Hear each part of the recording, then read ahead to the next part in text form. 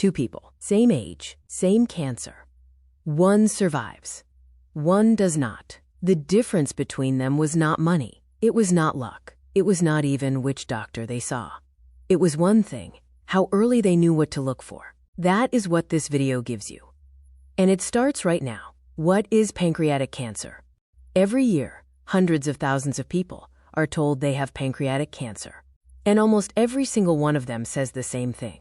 They had no idea. They felt fine. They were going to work, taking care of their families, living their lives completely unaware that something was already growing inside them. By the time they sat down in that doctor's office and heard the word cancer, the disease had already been there for months, sometimes longer. And for most of them, by that point, the window to do something meaningful about it had already closed. That is not a rare story. That is the story of most pancreatic cancer patients. And understanding why that keeps happening over and over again is the entire reason this video exists. So let us start at the beginning. Where is your pancreas? And what does it actually do? Your pancreas is a small organ, roughly 6 inches long, sitting deep inside your abdomen, tucked behind your stomach and in front of your spine. Most people never give it a second thought. Most people could not point to it on their own body if you asked them to. And that invisibility, that complete lack of awareness, is part of what makes this disease so devastating. The pancreas has 2 jobs that your body absolutely cannot function without. The first is producing digestive enzymes, the chemicals that break down the food you eat into nutrients your body can actually absorb. Without these enzymes, food passes through you without feeding you. The second job is producing insulin and glucagon, the hormones that keep your blood sugar balanced. When your pancreas is working the way it should, you never notice it. You eat, you digest, your blood sugar stays stable, and life carries on. But when the pancreas starts to fail, and with pancreatic cancer, it fails quietly and slowly, the consequences ripple through nearly every system in your body. Pancreatic cancer starts when cells inside the pancreas begin behaving abnormally. Instead of doing their job and then dying off the way healthy cells do, these mutated cells start multiplying out of control. They form a tumor that grows silently, pressing on nerves, blocking ducts, disrupting digestion, and eventually pushing into nearby organs. And because the pancreas sits so deep inside the body, completely hidden from the outside, you cannot feel any of this happening. There is no lump you can discover in the shower. No visible swelling. No clear, undeniable sign that anything has changed, until the tumor has grown large enough to cause serious, sometimes irreversible, damage. Now here is something most people do not know. After the age of 45, the rate of pancreatic cancer diagnosis spikes noticeably. And this is not random. It is biology. As the body moves past 45, several things start changing at the same time. The immune system, the system responsible for finding and destroying abnormal cells before they can become tumors, begins losing efficiency. It becomes slower to detect problems, slower to respond, more likely to let a mutated cell survive and keep dividing when it should have been caught and eliminated. At the same time, decades of cellular damage start accumulating.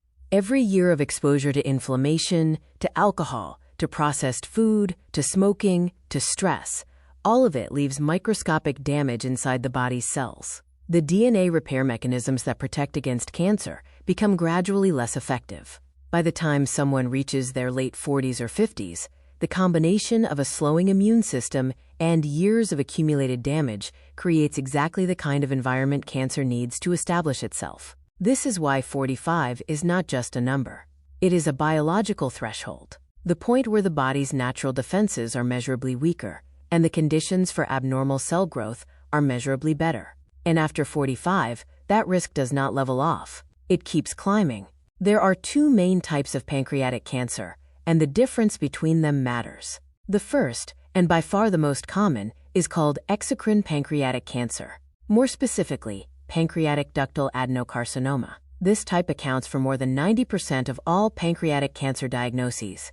It develops in the cells lining the ducts that carry digestive enzymes out of the pancreas. This is the aggressive, fast-moving type responsible for the devastating survival statistics that most people associate with this disease. The second type is called endocrine pancreatic cancer, or pancreatic neuroendocrine tumors. These develop in the hormone-producing cells of the pancreas. They are rarer, tend to grow more slowly, and generally carry a much better survival rate. When you hear a story about someone who survived pancreatic cancer long-term, it is usually this type. This video is about the first type, the exocrine type, the one that spikes after 45. the one that hides, the one that kills. Now for the number most people do not want to hear, but need to.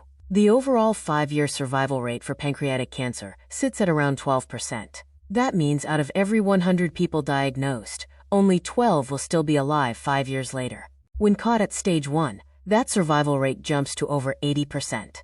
When caught at stage 4, which is when the majority of patients are actually diagnosed, it collapses to under 3%. The cancer does not get more deadly at stage 4. It was always that deadly. The difference is simply time, and time is precisely what this cancer is designed to steal, one dismissed symptom at a time.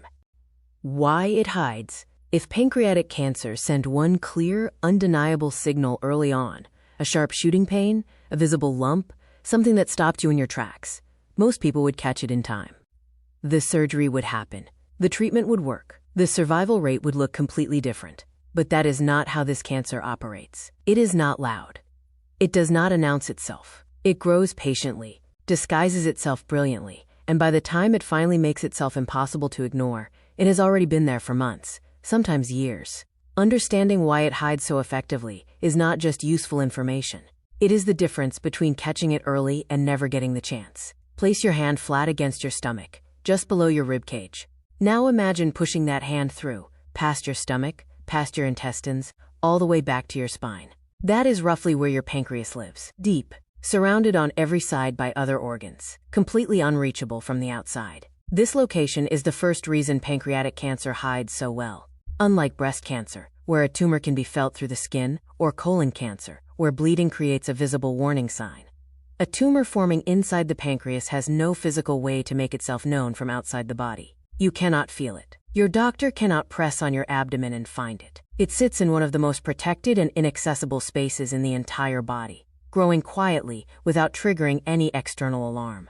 And because the pancreas is surrounded by so many other organs, the stomach, the liver, the small intestine, the spine, when it does eventually start causing discomfort, that discomfort feels like it is coming from somewhere else entirely. The pain gets blamed on the back. The digestive problems get blamed on something you ate. The body's own geography works against early detection at every turn. But the location problem is only the beginning. Here is what makes this cancer genuinely extraordinary at hiding. Every single early warning sign it produces looks exactly like something ordinary. The back pain feels like bad posture, or an old injury. The fatigue feels like stress, or too many late nights. The weight loss feels like your diet finally doing something right. The digestive discomfort feels like something you ate disagreeing with you. The loss of appetite feels like a busy week. Every symptom comes with a perfectly reasonable, completely non-threatening explanation, and the human brain will always reach for the least frightening option first. This is not a failure of intelligence. It is how the mind protects itself. When something feels off, the brain searches through a catalog of possible explanations, and almost always picks the one that requires the least action and causes the least fear. A person who has spent 10 years sitting at a desk does not think pancreatic cancer when their back hurts. They think they need a better chair. Pancreatic cancer exploits this tendency completely. Its early symptoms are so common, so easily explained away, and so similar to everyday complaints, that even the most health-aware people dismiss them for months. By the time the symptoms become truly impossible to explain away, severe jaundice, dramatic weight loss, acute pain, the cancer has already moved well beyond its early window. The chance for intervention that would have actually changed the outcome has already passed. Now consider this. If you are a woman over 40, you are encouraged to get a mammogram. If you are over 45, a colonoscopy is recommended to screen for colon cancer. These tools exist for one reason. They find cancer early, before symptoms appear, before it spreads, while treatment can still change the outcome. Pancreatic cancer has nothing equivalent. No standard screening test. No routine scan. No simple blood test your doctor runs at your annual physical to check on your pancreatic health. A person can see their doctor every year without fail, pass every standard test, receive a clean bill of health, and still have pancreatic cancer growing silently inside them. Because nobody looked.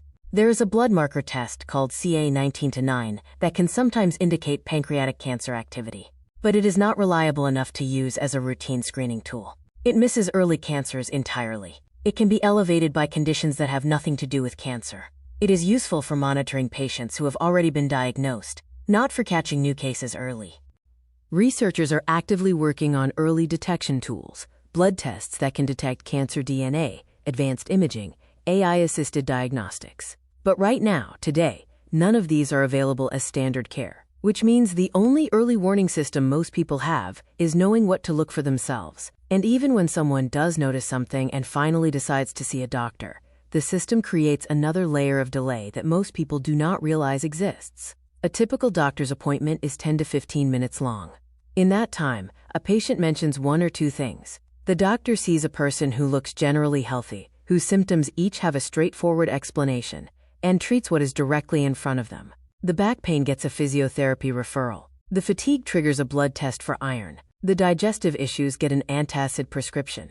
Each symptom is treated as its own isolated problem. Nobody connects the dots. This is not a failure of individual doctors. It is a failure of how symptoms get reported and how appointments are structured. Most patients do not walk in and say, "I have had back pain, unexplained fatigue, weight loss, and digestive changes all at the same time for the past 3 months." They mention one thing. They downplay the others. They do not want to seem like they are being dramatic. And so the cancer waits, hidden behind ordinary-looking symptoms, buried deep in the body, protected by the absence of screening and the structural limits of a short appointment. This is exactly why knowing the warning signs yourself before you are sitting in that room is not optional. It is essential, because when you walk in, you need to be the one connecting the dots. You need to be the one asking the right questions. And you need to do it early enough for those questions to still change something.